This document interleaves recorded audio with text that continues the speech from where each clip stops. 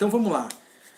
Agora respirando fundo aqui, aquecendo, fazendo aqui o alongamento para a gente poder entrar num segundo momento. A dona Oneide também está dando boa noite a todos. Boa noite, dona Oneide.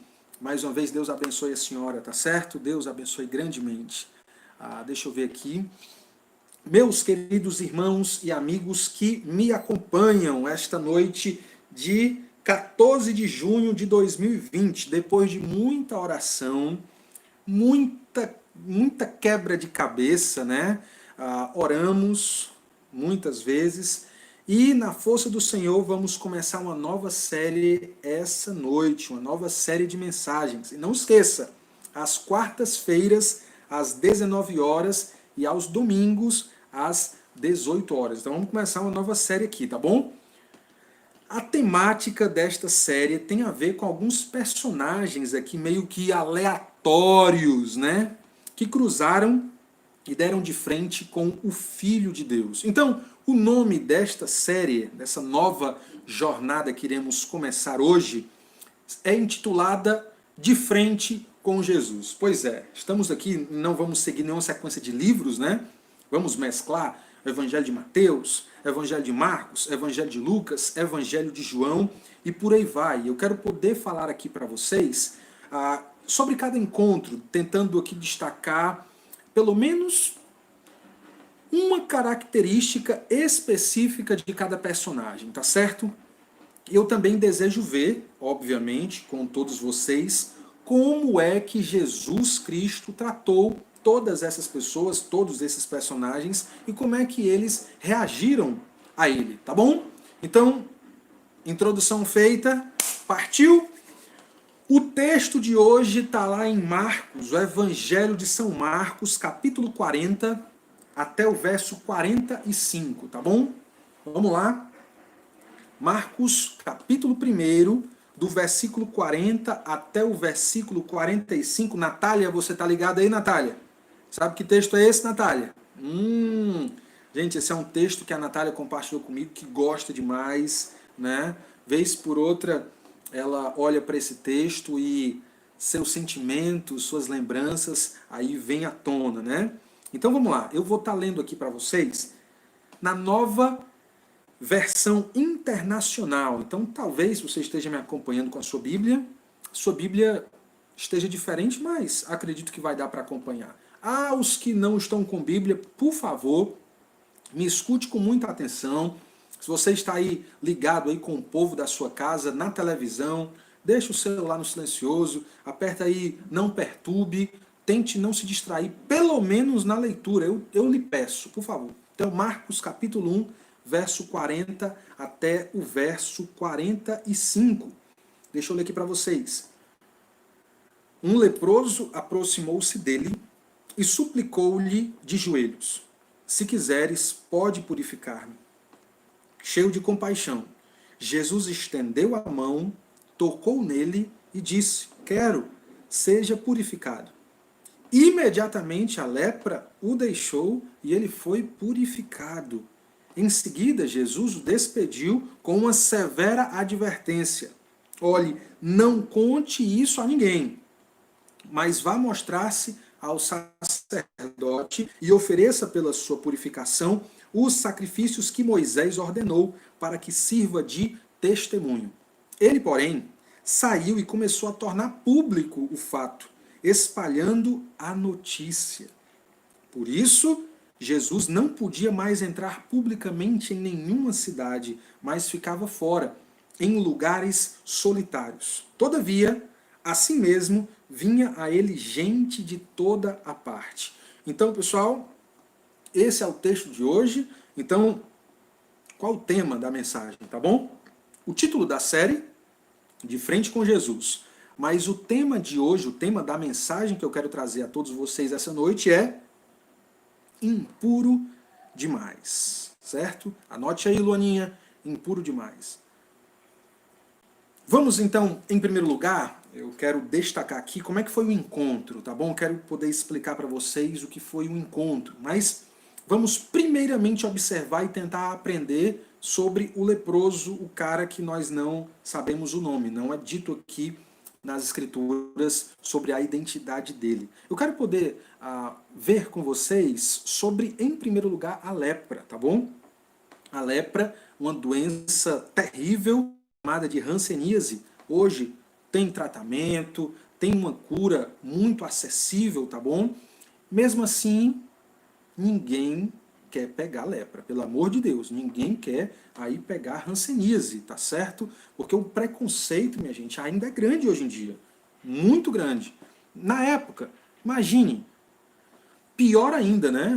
Em todos os sentidos. Eu quero mostrar para vocês que a lepra, em primeiro lugar, era uma doença simplesmente terrível, que basicamente apodrecia o corpo da pessoa. Fazia ali os doentes com que eles perdessem devagarzinho partes do seu corpo, as extremidades, né? Ponta de orelha, ponta de nariz, lábios, ponta dos dedos das mãos e dos pés, e o negócio não ia ficar só por aí não.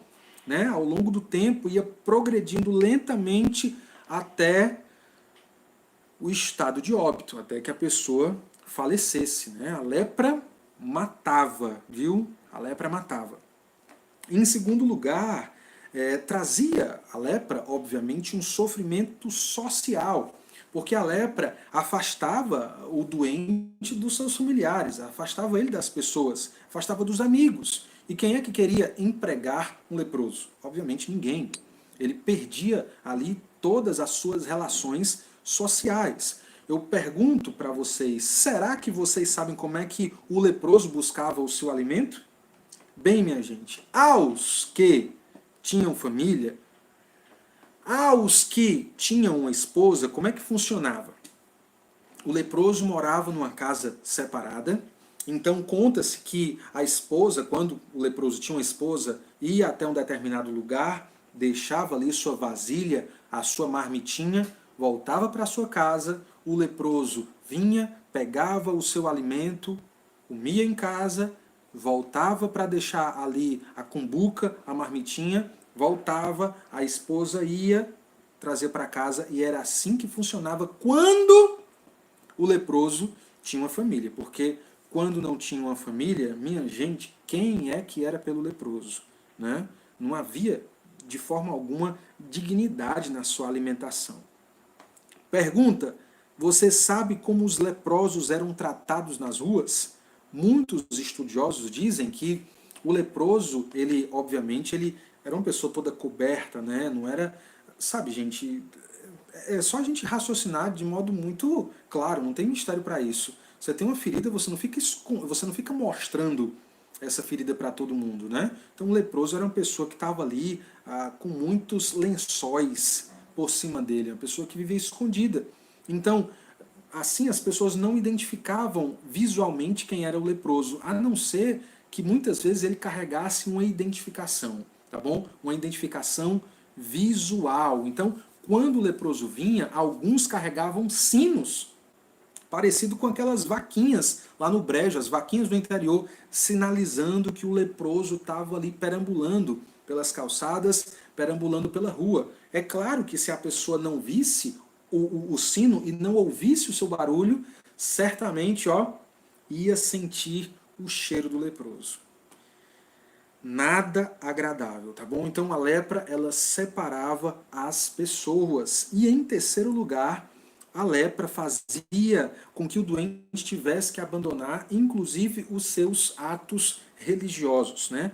Em Levítico, lá no livro da lei, capítulo de número 13 e capítulo de número 14, são capítulos aqui destinados ao tratamento social e religioso para com o leproso. A lei, portanto, falava acerca da lepra, falava acerca do leproso, falava inclusive sobre a avaliação que o sacerdote deveria dar ao leproso e da cura e do sacrifício pela cura. Gente, só que um destaque, né?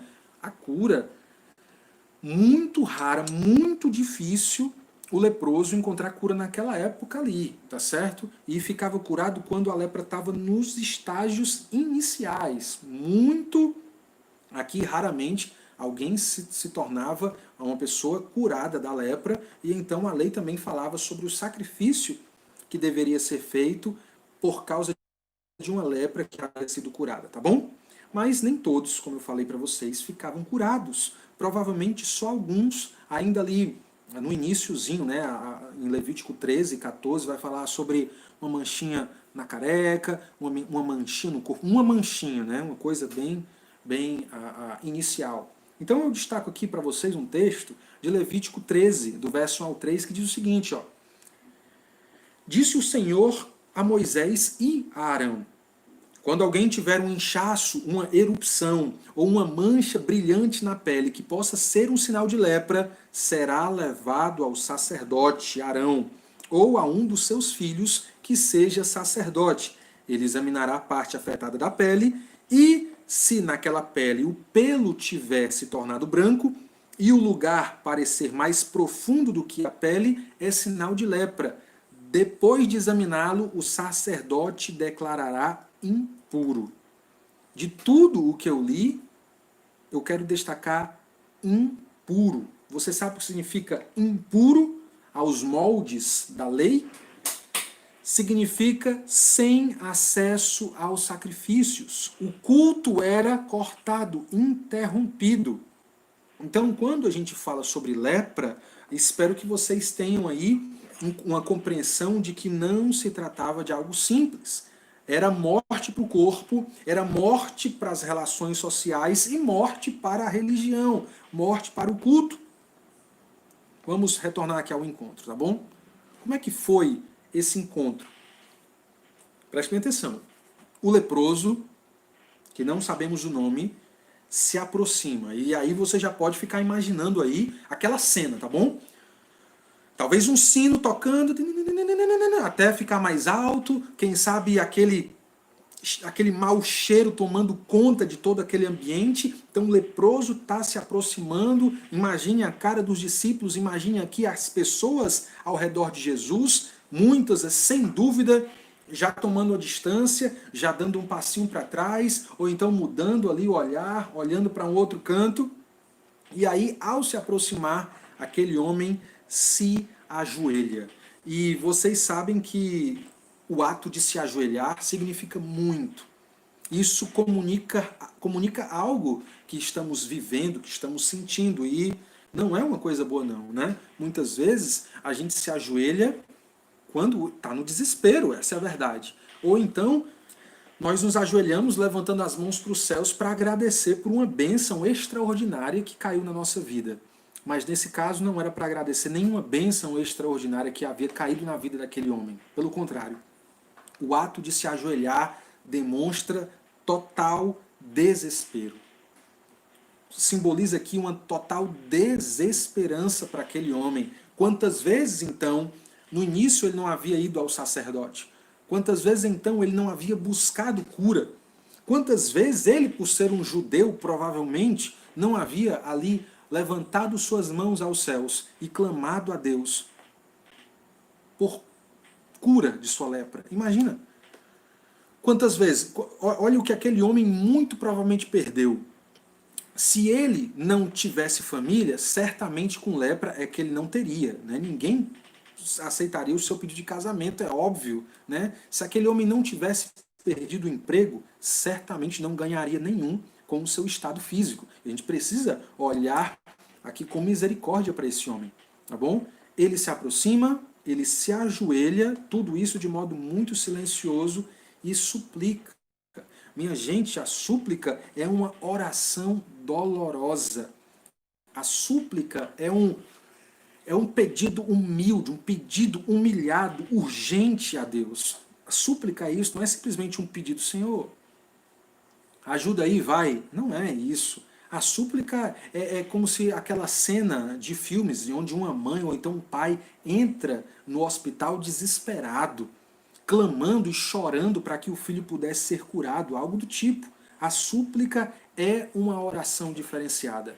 A súplica é um pedido, uma oração recheada de sentimentos negativos. Talvez uma melancolia sendo escorrida pelos olhos, pelas lágrimas, talvez um pedido engasgado aqui com um nó na garganta, talvez uma súplica feita por uma curta frase ou poucas palavras, mas carrega muito daquilo que nós sentimos dentro do nosso peito. Aquele homem se aproxima, aquele homem se ajoelha e aquele homem suplica diante de Cristo com as seguintes palavras: se quiseres, pode me purificar. Se quiseres, podes purificar-me. É isso que nos é dito no versículo 40 ainda. Queridos, falamos do leproso. Agora falamos de Jesus. Vamos olhar como é que Jesus enfrentou tudo isso. Jesus, em primeiro lugar, e isso aqui merece ser destacado, ele deixa o leproso vir. Eu não faria isso. E, obviamente, também não deixaria que o leproso se aproximasse da nossa família. É óbvio. Ora, gente, nós estamos tratando, assim, muitas pessoas que estão com Covid. Preste bem atenção. Quem está com Covid, evita falar, evita espalhar a notícia por causa do preconceito. Certo? Por causa do olhar que as pessoas vão ter diferente, de uma forma negativa, para a pessoa que está com Covid. Ora, se com Covid nós tratamos assim, se a gente souber que o mercantil o dono está com Covid, nós não vamos comprar leite lá, não vamos comprar pão lá. É óbvio. Agora, quanto mais o leproso. Jesus deixou com que o leproso viesse até ele. Jesus não fugiu. Jesus não se distanciou. Jesus não se enojou aqui do leproso. E poderia até.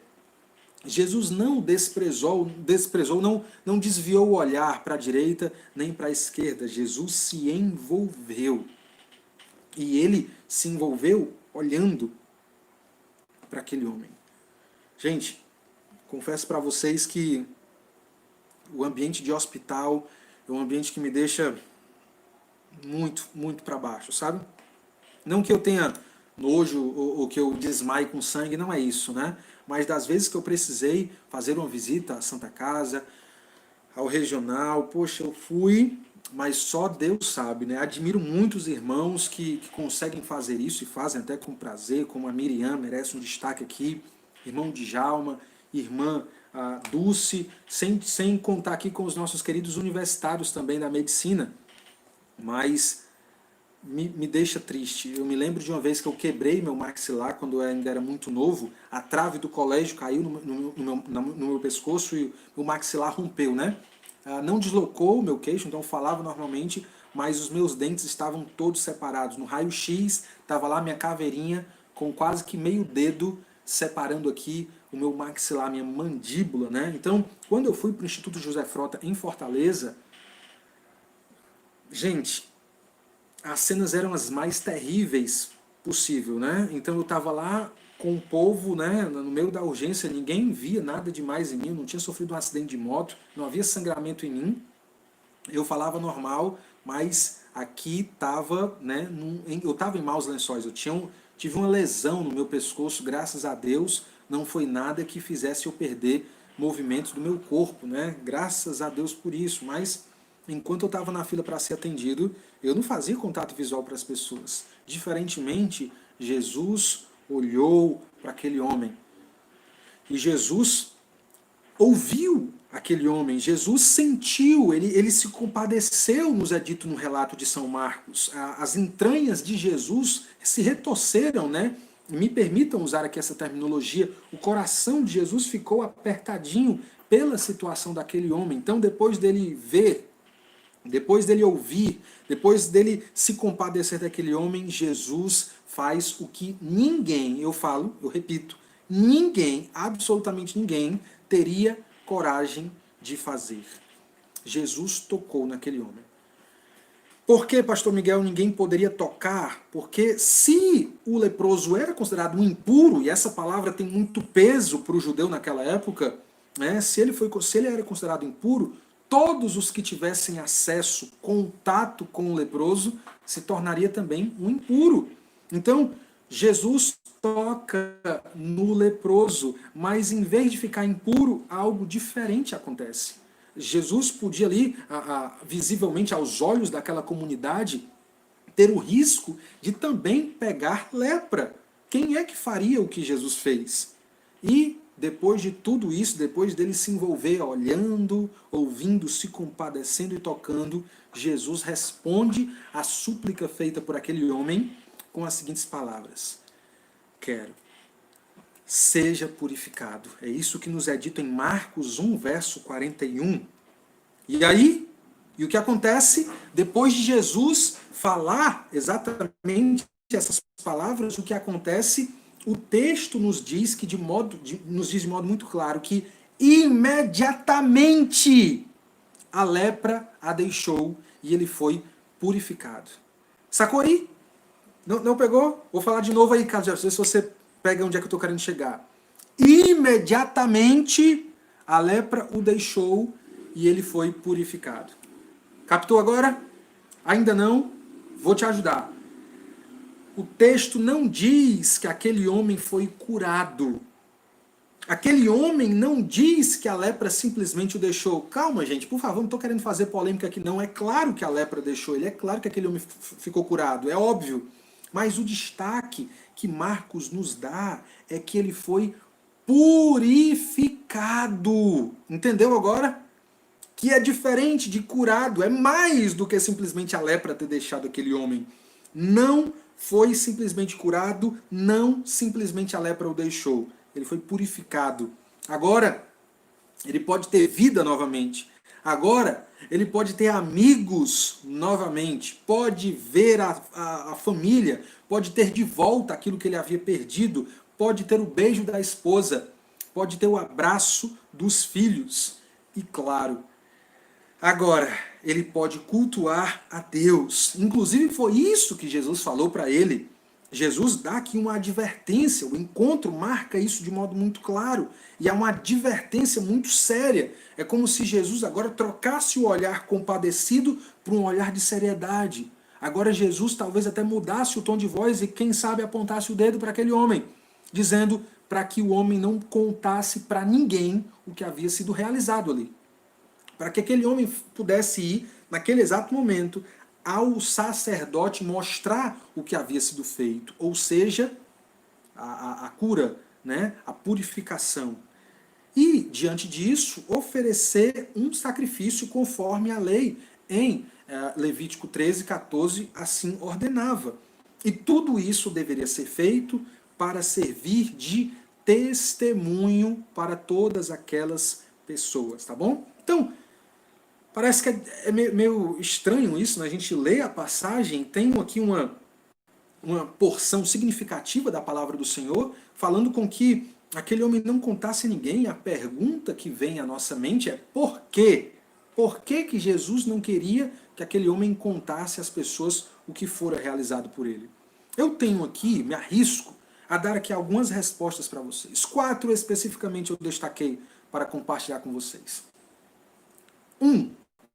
Os milagres serviam ao ensino de Jesus. Me lembro de uma vez que o nosso querido Cicinho foi pregar na nossa igreja e ele pregou João 6. Eu não estava, mas me contaram. João 6 é quando Jesus fala que ele é o pão da vida. Eu estou usando isso para ilustração, para que isso fique claro na cabeça de vocês, tá bom? E Jesus prega este sermão, né? Não em um templo, mas aqui debaixo dos céus, né? Ele fala para aquelas pessoas que ele era o pão da vida depois dele ter multiplicado pães. Sacou aí? Gente, os milagres de Jesus servem ao ensino de Jesus. Esse é o primeiro motivo que eu quero oferecer aqui para vocês.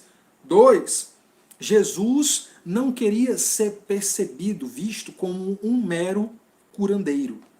E muitas pessoas, infelizmente, olhavam para Jesus simplesmente como uma oportunidade de ter ali algum milagre, alguma cura a ser realizada por ele. 3. Jesus Cristo veio cumprir a lei. Então, se a lei falava do leproso, se a lei se referia à lepra, se a lei se referia ao sacerdote e à avaliação que o sacerdote dava, inclusive ao sacrifício que deveria ser oferecido caso a lepra saísse do leproso, Jesus, então, fala sobre isso, ele destaca isso, porque Jesus é um judeu e ele veio cumprir a lei, não anular a lei, tá bom? E em último lugar, número 4, ele precisava entrar e sair das cidades, e tumultos não ajudariam. E essa última resposta aqui fica muito clara no texto, porque nos dá aqui a pista do porquê que Jesus não queria que aquele homem fizesse isso, espalhasse para as outras pessoas. Então essa foi a advertência. Jesus olhou fixamente no olhar dele, ó, o que é que você vai fazer? Não conte para ninguém, vá para o sacerdote, ofereça um sacrifício, e isso vai servir de testemunho. Qual então a resposta daquele homem? Como é que aquele homem reagiu a esse encontro com Jesus? Quais foram então as marcas que aquele homem, quem sabe, demonstrou com a sua vida por causa desse encontro? Que esse encontro, como esse encontro impactou a vida desse homem? Então vamos lá, minha gente. Infelizmente, aquele homem que não sabemos o nome, não mais um leproso, mas um ex-leproso, não mostrou ao sacerdote o que havia acontecido, como Jesus o ordenara. Aquele homem, ao contrário do que Jesus havia ordenado a ele, advertido, saiu e fez essa notícia conhecida por todo mundo. Ele saiu e contou para todas as pessoas. E a consequência disso foi que Jesus não podia mais entrar nas cidades como ele costumara fazer. Pelo contrário, ele ficava em lugares solitários. O texto deixa isso muito claro no verso 45. Mas, mesmo assim, gente de todo canto vinha até ele, de todas as partes. É assim que o texto, então, finaliza. É assim que o texto, então, chega até o final. Pelo menos esse encontro aqui, de frente com Jesus, tá bom?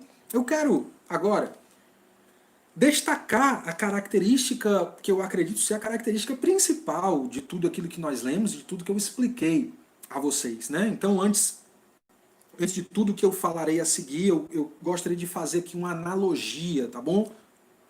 Confesso que não é a melhor comparação, não é uma comparação perfeita, mas mesmo assim eu acredito que essa analogia, essa comparação, seja útil para a compreensão do que o texto está nos dizendo, tá bom? A lepra, meus queridos irmãos e meus amigos que estão me acompanhando até aqui, a lepra é muito, muito, muito parecida com o pecado, tá bom? Quero deixar essa analogia aqui, quero deixar isso aqui para vocês.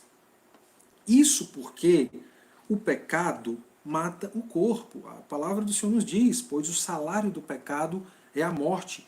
Romanos 6, 23. Não é o versículo todo, é só uma parte, a primeira parte do versículo. A morte, o pecado nos mata. O pecado mata o corpo. Mas também o pecado nos afasta das outras pessoas. Quem é que nunca brigou com alguém? Quem é que aí carrega traumas? E traumas não são coisas que a gente conversa assim na roda do açaí, né? Enquanto a gente está comendo bolo à tarde. Traumas são coisas que muitas vezes queremos esconder até mesmo de nós. Não costumamos pensar sobre isso, são coisas que às vezes é até difícil de verbalizar, né? Quantos divórcios já não aconteceram? Quantas pessoas não foram abusadas? Quantas pessoas já não abusaram de outros? Quantas pessoas já não entraram na vida de vícios? E por causa dos vícios, as pessoas se tornaram experts em mentir. Muitas vezes o viciado olha para você e dissimuladamente, teatralmente, mente. Mente de forma descarada, olhando sem piscar no fundo dos nossos olhos. Inventando a mentira para que o seu vício possa ser alimentado. Vício este que já destruiu a confiança dos pais para com os filhos, de irmãos. Me recordo de um amigo que era viciado, né, em drogas, e quando ele foi salvo pelo Senhor Jesus Cristo, quando ele disse para a família que havia mudado de vida, nem o pai, nem o irmão, nem a irmã acreditaram nele.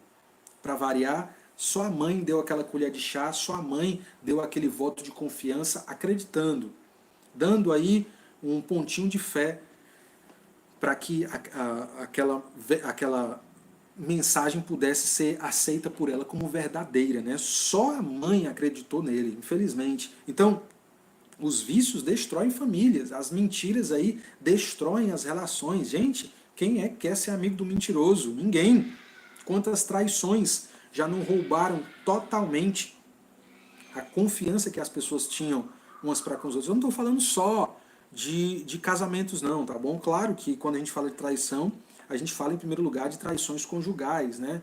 Pessoas traindo a confiança de seus cônjuges. Mas imagina, você conversa comigo, você procura, pastor, estou precisando conversar, e você abre aí algumas coisas que você está passando, e então, na próxima pregação, eu começo a citar o seu exemplo. Eu começo a falar para todo mundo daquilo que você falou comigo. Será que você falaria comigo mais outra vez? Eu tenho a plena e absoluta certeza que nunca mais você falaria nada íntimo de sua vida para mim. Por quê? Porque eu traí a sua confiança. Então, o pecado ele nos afasta das pessoas. O pecado quebra relações, né? O pecado fragmenta. Filhos começam a construir uma péssima história, uma péssima relação com os seus pais por causa de um pai alcoólatra que chega em casa, quebra tudo, bate na sua mãe, violenta, quebra pratos. Quantas pessoas já não passaram por situações assim? Quantas pessoas, inclusive, já não perderam suas vidas por causa de um motorista bêbado? E quantos ainda já não macularam outras vidas, aleijando literalmente pessoas por causa de sua irresponsabilidade? Pois é, o pecado não apenas nos mata, mas o pecado nos separa uns dos outros. Essa é a verdade. E, acima de tudo, o pecado também nos afasta de Deus, ou primeiramente nos afasta de Deus, né? Vejam o que diz o profeta Isaías, exatamente com essas palavras ele diz: vejam, o braço do Senhor não está curto, que não possa salvar, e o seu ouvido tão surdo que não possa ouvir, mas as suas maldades separam vocês do seu Deus. Os seus pecados esconderam de vocês o rosto dele, e por isso não os ouvirá, pois as suas mãos estão manchadas de sangue e os seus dedos de culpa. Os seus lábios falam mentiras e as suas línguas murmuram palavras ímpias. É o que diz Isaías 59, verso 1 ao 3. Ele diz que Deus, ele sim, ele é acessível. Sim, o braço de Deus não está curto, ele não está moco, ele não está cego. Sim, mas o que é que nos separa de Deus? O que é que afasta o ser humano de Deus? Isaías deixa muito claro, são os pecados nossos que nos fazem ser afastados de Deus. O pecado é uma barreira, é um muro, é uma muralha, é um abismo que nos separa de Deus. Pois todos pecaram, é o que diz o apóstolo Paulo, e estão destituídos da glória de Deus, é o que ele fala escrevendo aqui aos Romanos, no capítulo 3, verso de número 23. Destituídos da glória de Deus é longe da glória de Deus, apartados da glória de Deus. O homem, por si só, não pode ter acesso a Deus. Logo, toda a tentativa dele construir aqui alguma forma de ser aceito por Deus, nada mais é do que a busca do homem tentando corrigir os próprios erros da sua própria forma. Semelhantemente a uma criança que quebra um vaso dentro de casa e tolamente tenta colocar aqui as coisas no seu devido lugar, mas as suas mãos fizeram que ninguém pode recuperar. Né? Nem toda cola especial do mundo pode fazer o jarro se tornar como era anteriormente. Então somos como crianças, tentando resolver aquilo que as nossas mãos jamais poderão fazer.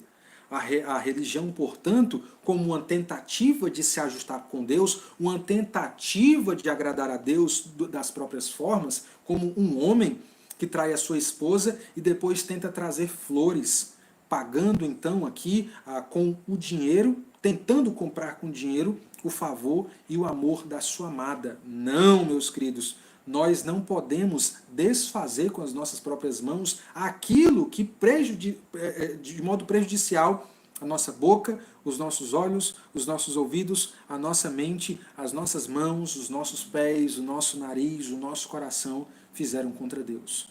Não. Estamos destituídos da glória de Deus.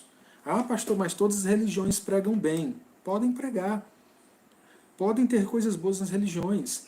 Não duvido disso não. Sabe por quê? Porque nós ainda somos a imagem de Deus. A lei de Deus ainda está gravada no nosso coração. Todas as culturas, qualquer um sabe que matar é errado. Todo mundo sabe que mentir é errado. Ninguém quer que pessoas mintam para você. Todo mundo sabe que traição é errado. Todo mundo sabe que estupro é errado. E ainda que naquelas culturas que toleram isso, de alguma forma, ninguém quer ter aí a sua filha, ninguém quer passar aí pela situação de ter uma esposa violentada e morta. Não, meus queridos, morte, mentira, maldade é algo que está cravado como errado dentro da nossa natureza. E quando nós vacilamos, a nossa consciência ativa, sinaliza de que fizemos a besteira, mas também é possível que nós possamos encalejá-la. Será que vocês conseguem me entender? Cauterizá-la, adormecê-la. Podemos tentar de alguma forma apagar a nossa mente e até mesmo nos tornar psicopatas, que não tem mais nenhum tipo de empatia sentimental com seu ninguém. Pois é, estamos longe de Deus. Um certo homem de Deus, um pastor que já faleceu e se encontra com o grande Deus, escreveu há muito tempo atrás um livro legal demais, fenomenal, incrível, isso lá para as bandas do século XIX, e eu quero destacar aqui uma pequena grande porção, me entendam aí, uma pequena grande porção da fala dele nesse livro. É J.C. Ryle que escreve com as seguintes palavras: tal como a lepra, trata-se de uma doença profundamente arraigada que infecciona cada porção da nossa natureza, coração, vontade, consciência, entendimento, memória e afeições. Tal como a lepra, o pecado nos torna asquerosos e abomináveis, incapazes do convívio com Deus e despreparados para a glória celestial. Ele continua: tal como a lepra, o pecado é incurável se o tratamento for feito por qualquer médico terreno e vai nos arrastando lenta, mas seguramente para uma segunda morte. E o pior de tudo é que, muito mais que a lepra, o pecado é a enfermidade da qual nenhum homem será isento. Aos olhos de Deus, todos nós somos como imundos. Há uma outra coisa também que eu quero destacar para vocês, é que a impureza é, de fato, o efeito do pecado, e nós não podemos negar isso. Impuros na vida, impuros para com as pessoas, impuros para com Deus. E talvez você tenha feito coisas que se envergonhe profundamente. Talvez você tenha decepcionado pessoas. E se você pudesse voltar no tempo, certamente voltaria. Talvez você tenha feito muito mal a alguém, ou quem sabe até praticado algo tão perverso que não se ache digno de se achegar a Deus. Algumas pessoas nas quais eu pude ter o prazer de falar da palavra do Senhor, falar de Jesus Cristo, Filho de Deus, olharam para mim e muito tristemente falaram: não tem mais jeito não. O que eu fiz não pode ser revertido. Sim, e tem coisas na nossa vida que de fato não podemos voltar atrás. Mas os efeitos diante de Deus, sim, podem ser mudados. Espera aí. Ainda que você pense que você é ruim demais, vamos lá. Pense comigo, me acompanhe no meu seguinte raciocínio. Se você é alguém que pensa que fez algo terrível, que, sabe? Quero que você pense comigo assim. Se você é alguém que se acha realmente ruim, deixa eu dizer uma coisa, né? Vou concordar com você. Como assim, pastor? Se você se acha ruim demais, eu vou concordar com você. Vamos lá, você é ruim demais, né? Eu quero dizer até mais do que você está me dizendo, ou do que você está compartilhando comigo. Eu quero dizer para você que você não é digno de se achegar a Deus. Essa é a verdade. Você não é digno de se achegar a Deus. A verdade é que você é mais podre do que você pode imaginar. Como assim, pastor Miguel? Mas é exatamente isso que eu estou querendo lhe dizer. Você fede. Você está em maus lençóis. A morte te aguarda, você não merece Deus. Peraí, pastor, é piada, né? Não é. Mas pastor, isso não se fala. Então, desligue a conexão e não escute mais o que eu tenho para dizer, porque o que eu tenho para dizer é exatamente isso a você. Mas Jesus é diferente de tudo o que você já viu na vida. Essa também é uma verdade. Ele percebe, ele recebe, ele olha, ele toca, ele se compadece. Jesus faz o que ninguém, absolutamente ninguém, pode fazer. Sabe por quê? Porque ele é o Filho de Deus e ama com um amor imensurável, um amor que ultrapassa simplesmente tudo aquilo que possamos conceber em nossa mente. Porque Jesus Cristo, porque ele se fez homem e se compadece das nossas fraquezas, ele sabe o que é sofrer. Ele sabe o que é sofrer. Porque ele sabe, de fato, purificar. Então não há nada tão sujo que ele não possa limpar. Não há nada tão encardido que ele não possa deixar limpinho. Não há nada tão horrível que ele não possa perdoar. E não há nada tão vergonhoso que ele não possa resolver. Nada, absolutamente nada. Quero chegar aqui no meu momento final, compartilhando aqui, deixando, quem sabe, aqui alguns conselhos, né? E esses conselhos são do fundo do meu coração. Espero que você também receba de coração aberto, tá bom? Será que realmente já percebemos aqui o nosso real estado diante de Deus? Essa última parte aqui eu quero deixar aqui algumas palavras aos leprosos que me assistem essa noite, tá bom? A você, leproso, que está me acompanhando exatamente até esse exato momento. Será que realmente já percebemos o nosso real estado diante de Deus? Já compreendemos a nossa verdadeira situação diante de Deus?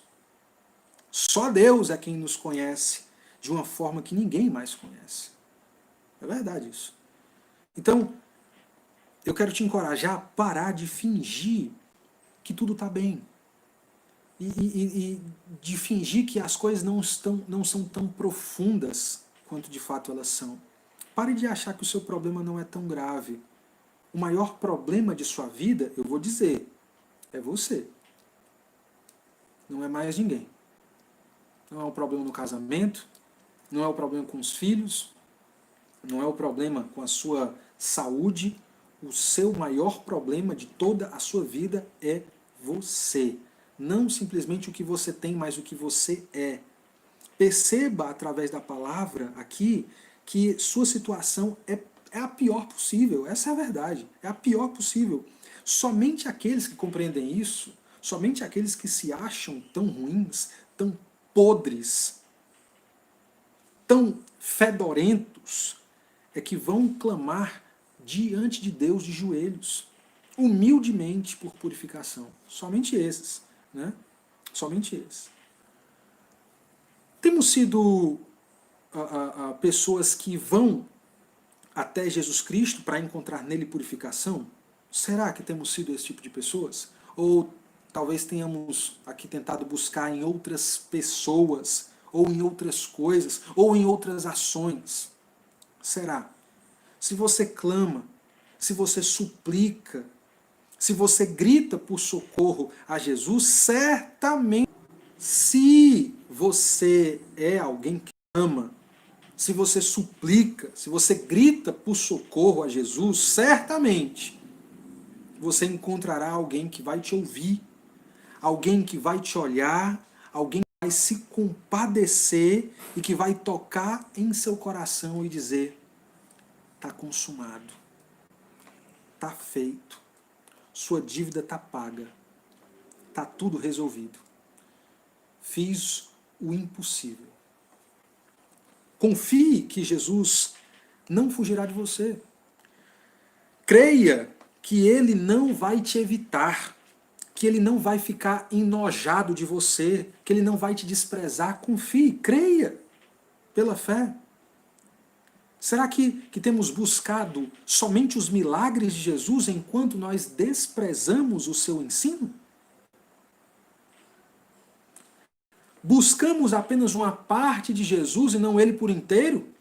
A senhora está lembrada aí, dona Neide, que Jesus Cristo não pode ser tratado muitas vezes como aquele galeto de domingo na hora do almoço, onde você escolhe a parte que melhor lhe prefere, né? Ali a coxa é minha, ou então o peito é meu, ou então eu gosto da asa. Jesus Cristo ou é recebido por inteiro ou de modo algum. Ele não é como um frango, um galeto, um animalzinho que a gente come no domingo e escolhe a melhor parte.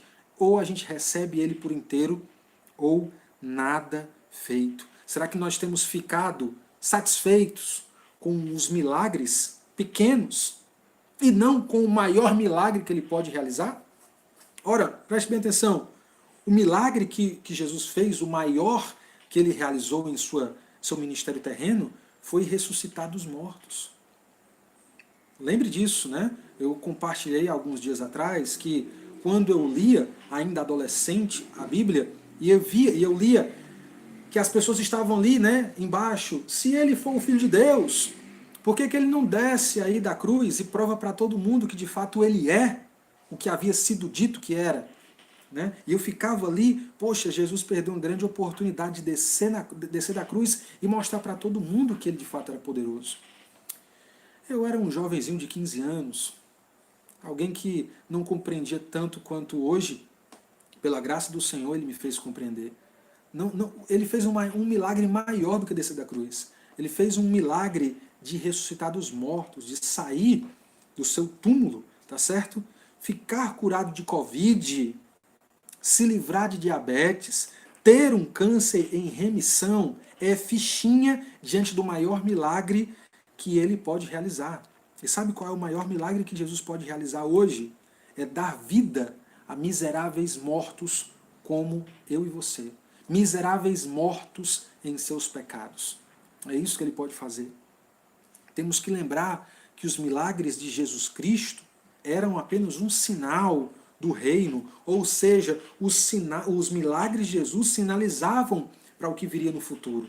Ao curar um leproso, ele estava comunicando que no seu reino, quando o reino dele vier em glória, não vai ter mais ninguém padecendo com lepra, ninguém mais condenado à morte. O seu reino é um reino de paz, é um reino de vida, é um reino de bênçãos imensuráveis e abundantes que durarão por toda a eternidade. E aqueles que entrarão no reino estarão preparados para gozar essas bênçãos também do Senhor. Os milagres do Senhor Jesus Cristo confirmavam a identidade dele como o Filho de Deus. Os milagres que Jesus realizava serviam de ilustrações para o seu ensino, como bem eu falei, a respeito de ser o pão da vida e multiplicar pães, né?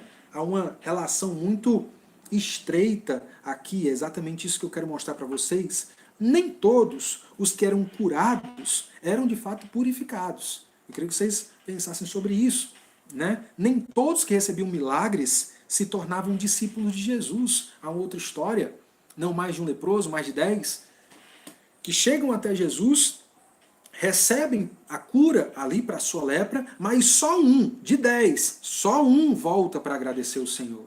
É fácil ter os milagres de Jesus. Difícil é colocar em suas costas o fardo de aprender dele dia após dia. Jesus chama, vinde a mim os que estão cansados e sobrecarregados, eu vos aliviarei. Mas ele também manda, tomem sobre vocês o meu jugo. Ora, o jugo que nós temos aqui para carregar de Jesus é a cruz.